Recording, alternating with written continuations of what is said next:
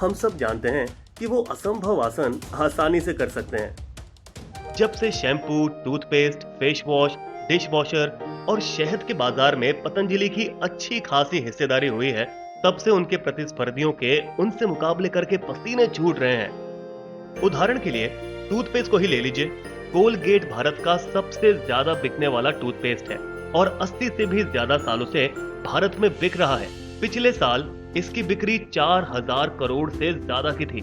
पतंजलि का दंत कांति 10 से कम सालों में 900 करोड़ छू गया। फिरकी लेते हुए हमारे बाबा रामदेव कहते हैं, पता नहीं कोलगेट को अपना गेट कब बंद करना पड़े है?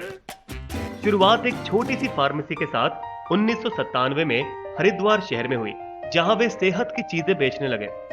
पहले दुकानों में उनके बनाए उत्पाद नहीं रखे जाते थे। हम आपको 8 से 9% मुनाफा दे सकते हैं। बड़ी कंपनियां हम किरानों को 15% देती है। प्रतिस्पर्धा में असमर्थ कुछ स्वास्थ्य सलाहकारों के साथ उन्होंने खुद के बिक्री केंद्र बनाए।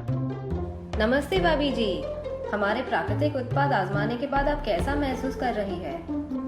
और ग्राहकों के साथ भरोसे का एक रिश्ता कायम किया। डॉक्टर के पास क्यों जाऊं जब यहाँ मुझे मुफ्त पे अच्छी सलाह मिलती है। ये बातें मुंह जबानी फैलने लगी। आप पतंजलि के दुकान पर गए हो?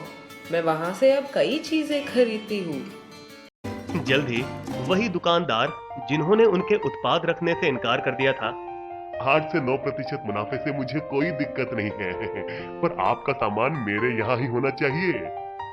भारत भर में पहुंच और खुद के 12,000 दुकानों की सहायता से अब पतंजलि बड़ी कंपनियों से मुकाबला कर सकती थी। पिछले साल पतंजलि एफएमसीजी क्षेत्र में टीवी पर तीसरी सबसे बड़ी विज्ञापन दाता बन गई थी। एफएमसीजी यानी फास्ट मूविंग कंज्यूमर गुड। रोज के बिकने वाले सामान जैसे साबुन, घी, कोल्ड ड्रिंक। अपनी बिक्री बढ़ाने के लिए उन्होंने लोगों की राष्ट्रवादी भावनाओं से खेलने वाले विज्ञापनों का सहारा लिया, जो काफी अच्छी रणनीति साबित हुई। स्वदेशी बनो, स्वदेशी अपनाओ, हिंदुस्तानी बनो, हिंदुस्तानी खरीदो। जल्द ही पतंजलि खाने में अपने हाथ फैलाने लगे और दूसरी एमएनसी के साथ मुकाबले में जुड़ गई, जैसे नेस्ले की मैगी।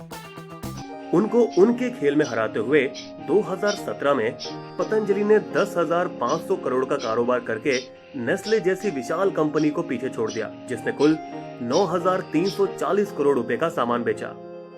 लगता है जैसे एमएनसी को कपाल भारती करनी पड़ेगी। हालांकि उन्हें गुणवत्ता के मुद्दों का सामना भी करना पड़ा, जब नूडल की जांच में राख की मात्रा सीमा से 3 गुना ज्यादा निकली, जो मैगी से भी ज्यादा थी।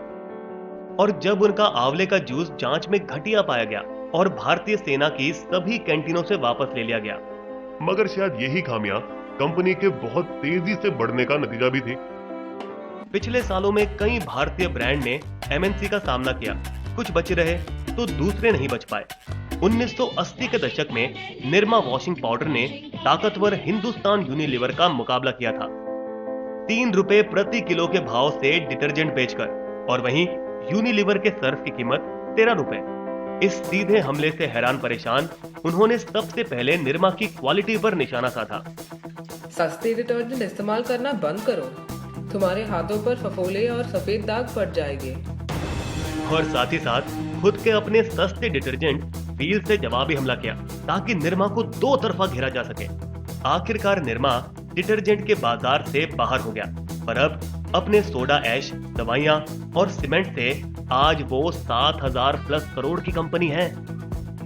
निरमा ने एक अव्वल दर्जे की गलती की, जिसके बारे में बिजनेस स्कूल में ज्यादातर छात्रों को पढ़ाया जाता है।